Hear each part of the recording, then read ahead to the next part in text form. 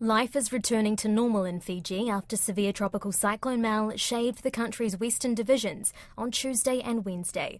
Mal weakened from a Category 1 cyclone hundreds of kilometres away from Fiji's southernmost island.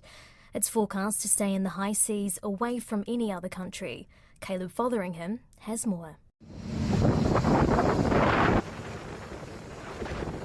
It's the sound of Cyclone Mal at 11 p.m. on Tuesday, thrashing Nadi, where there have been reports of landslides and thousands of people took shelter in evacuation centres on Tuesday night. At its peak, Fiji Met Service estimated average wind speeds in the Western Division reaching up to 110 km per hour, with gusts getting close to 160 km per hour. Forecaster Samisoni Wangavakatonga says Mal is no longer a threat. As it heads southeastwards into open waters, there's no country in its path. Fijians have been returning to work on Thursday, and public schools that served as evacuation centres opened again to students. Fiji's National Disaster Management Office is currently conducting its initial damage assessments. Director Vasidi Soko says these should be completed in the next 2 to 3 days, but it would depend on accessibility to affected areas. Until then, the full cost and extent of the damage will be unknown.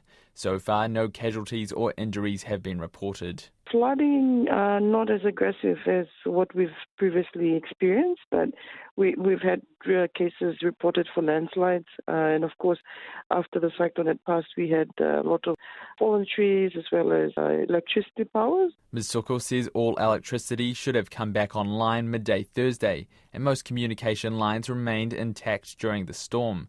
She says all cyclones are different, but the impact seems to be less than others that have taken a similar path. This one, it tracked along the same as TC Harold, which is a Category 4. But in terms of impact, it was quite minimal compared to TC Harold.